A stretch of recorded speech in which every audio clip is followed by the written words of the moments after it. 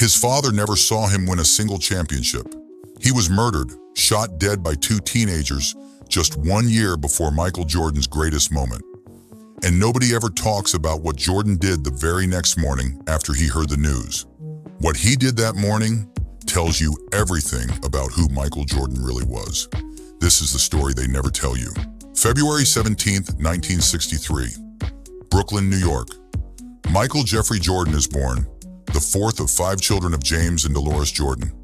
The family soon moves to Wilmington, North Carolina, where James works at a General Electric plant and Dolores at a bank.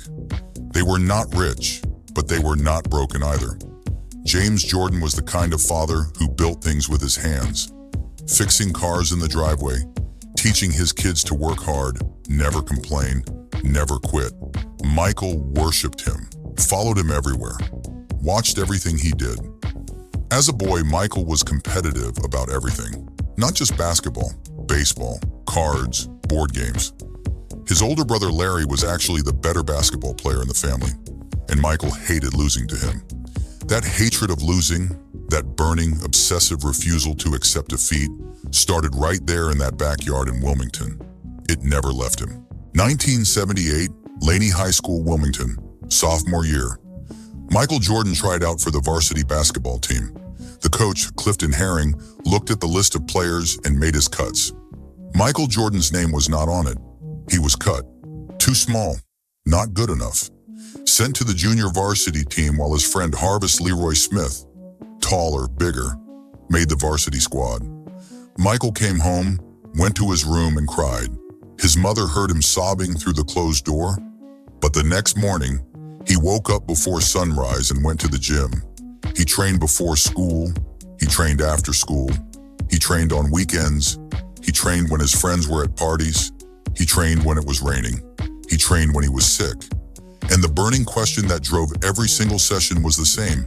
Why wasn't I good enough? That rejection became the fuel for everything.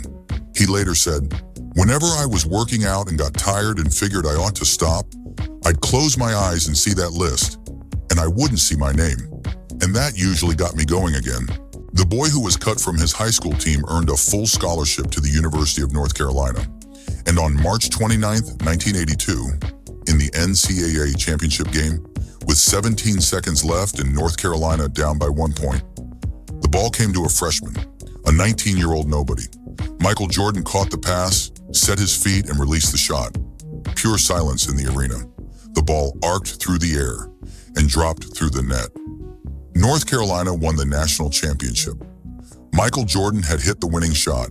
In that single moment, the boy who was told he wasn't good enough, who cried in his bedroom, who trained alone at 5 a.m., had announced himself to the world.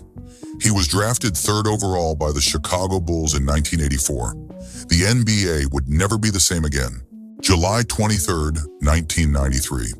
James Jordan, Michael's father, his best friend, his hero, pulled his car to the side of a highway in North Carolina to take a nap. 2 teenagers, Daniel Green and Larry Demery, saw the car. They approached. They shot James Jordan dead. They stole his car. They dumped his body in a swamp. Michael Jordan was in the middle of his 3rd consecutive NBA championship run. He had just won his 3rd ring. He was at the absolute peak of his career. And then, in one phone call, his world collapsed. What Michael did the next morning is the part nobody talks about enough. He didn't hide. He didn't cancel. He showed up to practice. He played pickup basketball with his teammates, because that's what his father would have wanted. James Jordan had always said, "When things get hard, you work harder." But inside, Michael Jordan was shattered. 3 months later, he did something that shocked the entire world. He retired from basketball. He was 30 years old, the greatest player alive, and he walked away. Most people never understood why. The truth was, he simply couldn't play without his father watching. What did Michael Jordan do after retiring from basketball at 30? He played baseball. His father's dream for him had always been baseball, not basketball. So Michael honored his father's memory by trying to become a professional baseball player. He was terrible. Minor league pitchers made him look foolish. The press was brutal. "He can't hit. He can't field. He's embarrassing himself," they wrote. But Michael Jordan, The man who never quit after being cut from his high school team, showed up every day and worked. Then on March 18, 1995, 18 months after his father's murder, Michael Jordan sent two words to the entire world: "I'm back." He returned to the Chicago Bulls, and in 1996, 1997, and 1998, he won 3 more championships, 6 rings total, the greatest comeback in sports history, dedicated entirely to his father. In 1984, Nike was struggling. Adidas and Converse dominated basketball. Nike approached a rookie named Michael Jordan with an offer, a shoe deal. Jordan didn't want it. He preferred Adidas. His mother convinced him to at least hear the pitch. Nike offered him something unprecedented, his own signature shoe line. The Air Jordan 1 launched in 1985. The NBA immediately banned it. The colors violated uniform rules. Nike paid the $5,000 fine every game Jordan wore them. The controversy made the shoes legendary. Kids had to have them. Today, Jordan brand generates over $5 billion in annual revenue for Nike. Michael Jordan receives a royalty on every single sale.